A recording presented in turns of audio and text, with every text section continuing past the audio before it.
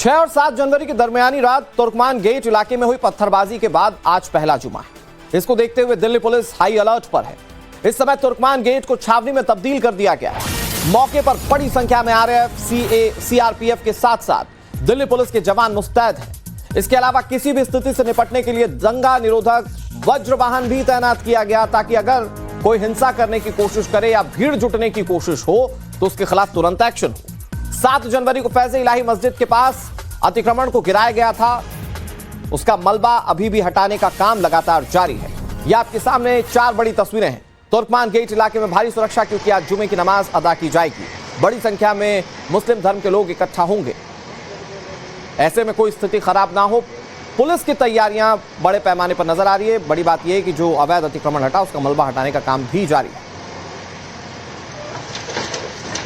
तुर्कमान gate पर अतिक्रमण हटाने की कार्रवाई के दौरान हुई हिंसा को 3 दिन लगभग बीत चुके हैं, लेकिन अब आज चूंकि उसके बाद जुमे की पहली नमाज होनी है, ऐसे में एहतियातन सुरक्षा बलों, दिल्ली पुलिस ने यहां पर जो आसपास की गलियां और तुर्कमान गेट का पूरा इलाका है, यहां पर जो है वो सुरक्षा बलों की तैनाती कर दी है और साथ ही साथ जितनी भी गलियां हैं उनमें बैरिकेडिंग की गई। और आप देखिए रैपिड एक्शन फोर्स की जो महिला जवान जो कि प्रबला कही जाती हैं, वो उनकी भी तैनाती है, क्योंकि हर आबादी और हर तरह की भीड़ से निपटने के लिए जो है वो तैयारियां की गई हैं। इसके अलावा आप देखें तो जो दंगा नियंत्रण वाहन वज्र है, उसकी तैनाती यहां पर है। इसके अलावा अगर आप देखें तो यहां से मैं आगे की तस्वीर आपको दिखाते जाऊं तो पूरा जो ये इलाका है, ये पूरी तरह से अगर आप कहें तो एक तरह से छावनी में तब्दील किया गया है। और चूंकि आज जुमे की नमाज है तो बड़ी संख्या में लोग जो हैं वो निकलकर आसपास की मस्जिदों में जाने की प्रयत्न करते हैं, लेकिन दिल्ली पुलिस ने ये अपील की है कि उतनी ही संख्या में लोग पहुंचे जहां पर मस्जिदों में जितनी जगह हो। इसके अलावा लोगों के जो घरों के आसपास मस्जिदें हैं वहां पर ही लोग नमाज पढ़ें।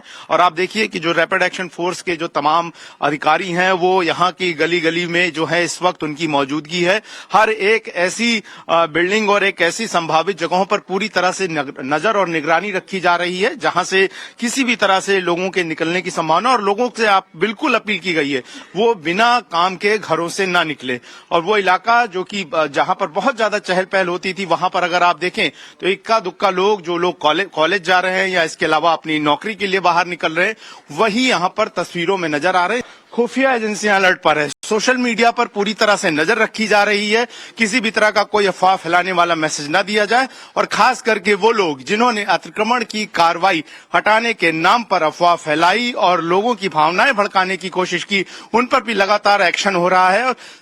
तकरीबन 11 से 12 लोगों की जो गिरफ्तारी है वो हो चुकी है, उनसे पूछताछ चल रही है। और इसके अलावा कई लोगों को हिरासत में लेकर भी फिलहाल पूछताछ किया जा रहा है।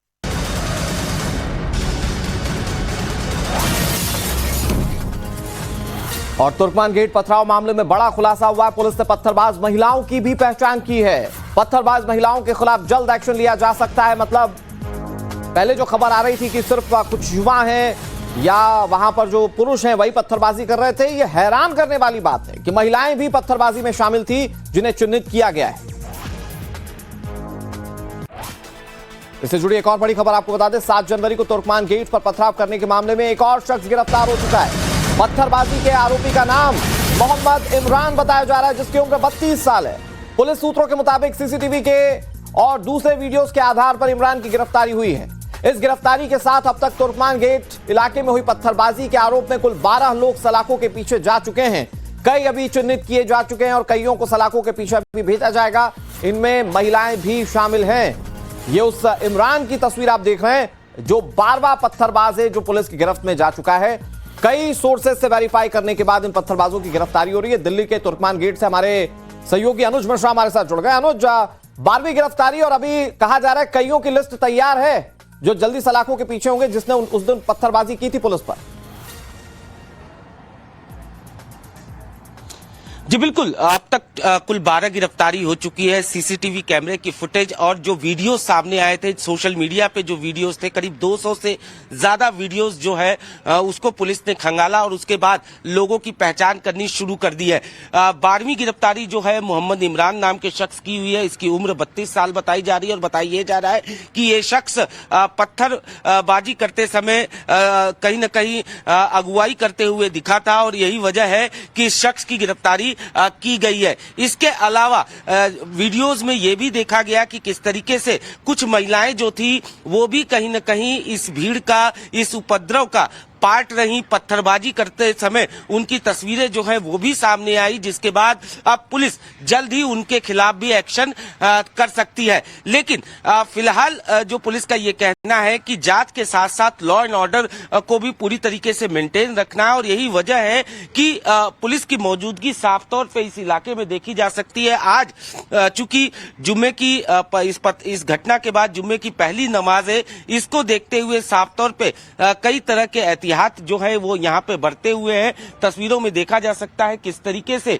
पुलिस की मौजूदगी, बैरिकेड लगाए गए हैं, साथ ही साथ इसके अलावा पुलिसकर्मी और पैरामिलिट्री फोर्स के जवानों की तैनाती की गई है। लोगों से ये अपील की गई है कि लोग अपने घर के पास के मस्जिदों में ही नमाज जो है वो पढ़ें, और कहीं न कहीं फैज इलाही जो मस्जिद है इसके पास फिलहाल अभी ना आए, क्योंकि अभी भी यहाँ पर जो इसके आसपास का जो मलबा है वो उसको हटाने का काम चल रहा है। हालांकि काफी हद तक ये तस्वीरें आप देख सकते हैं, काफी हद तक मलबा दो मोर्चे पर पुलिस की तैयारी आज की है। एक आज जुमे की नमाज को बहुत शांतिपूर्वक तरीके से निपटाना, और दूसरा पत्थरबाजों तक पहुंचना। 12 पत्थरबाज अब तक सलाखों के पीछे जा चुके हैं। अनुज, एक बार फिर से आपका रुख करें। एक बड़ी खबर आ गई है, तुर्कमान गेट पर 7 जनवरी को हुए डिमोलिशन एक्शन के बाद वहां मलबा हटाने का काम जारी है, जिसकी तस्वीरें अनुज भी दिखा रहे हैं। एमसीडी के कर्मचारियों ने रात भर तुर्कमान गेट पर काम किया और ट्रकों में मलबा भर कर ले गए। मलबा हटाने का काम सुबह तक जारी रहा, जिसके बाद करीब 90% मलबा हटा लिया गया है।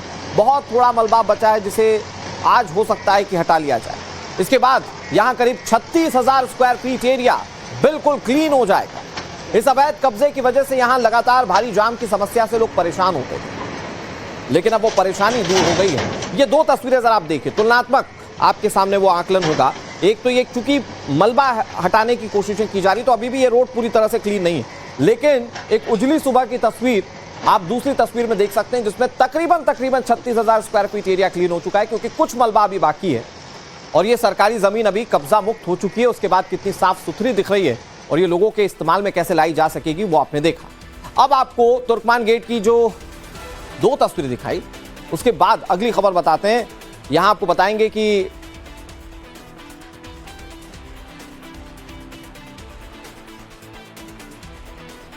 फिलहाल ये 2 तस्वीरें आपके सामने हैं।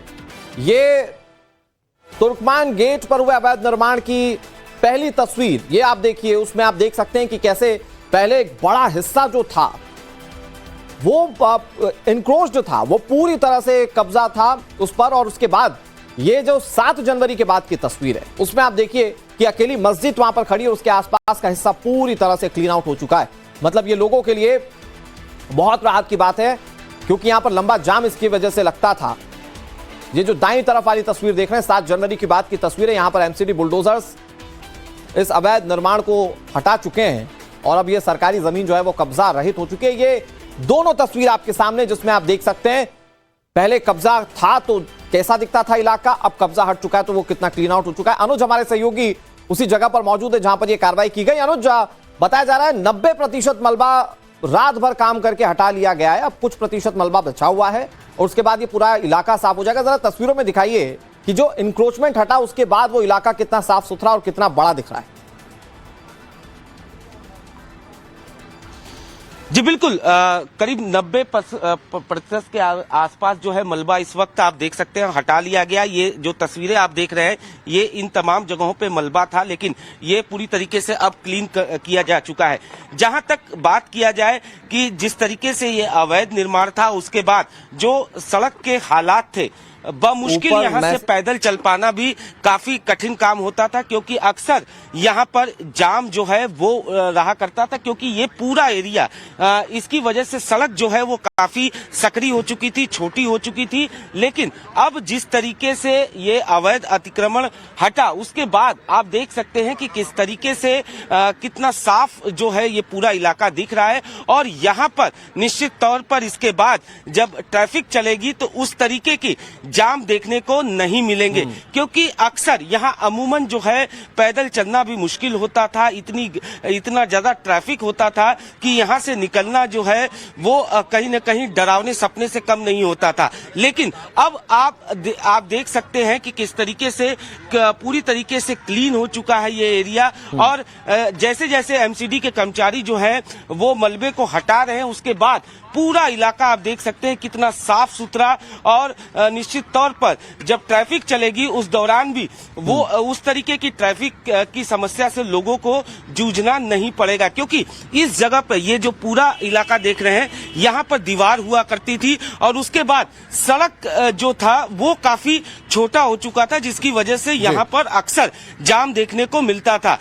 तो निश्चित तौर पर इसके हटने के बाद कहीं न कहीं ट्रैफिक की समस्या से लोगों को निजात मिलेगी। वहीं एक तस्वीरें आप फिर से देखिए कि पुलिस और पैरामिलिट्री फोर्स के जवानों जो है वो लगातार इस इलाके में घूम रहे हैं। जो लोकल पुलिस है उसके अलावा सेंट्रल डिस्ट्रिक्ट की पुलिस के अलावा भी दूसरे जिलों की पुलिस को भी यहाँ पर बुलाया गया है। उसके बाद पैरामिलिट्री फोर्स के जवानों की भी यहाँ पर तैनाती की गई है। एहतियात के तौर पर ये तमाम कदम उठाए गए हैं। इसमें आपने अपनी रिपोर्टिंग में दो बड़ी तस्वीरें दिखाई हैं। एक तो ये कि कैसे वहां पर पुलिस प्रशासन आज के दिन को लेकर मुस्तैद है, वहां पर तमाम दूसरी फोर्सेस भी लगा दी गई हैं। दूसरा ये कि इंक्रोचमेंट हटा तो वहां एक बहुत बड़ा हिस्सा जो है वो अवैध अतिक्रमण से मुक्त होकर कितना साफ सुथरा और कितनी बड़ी जगह लोगों की यूज के लिए हो गई है। बहुत शुक्रिया आपका हमारे साथ जुड़ने के लिए। और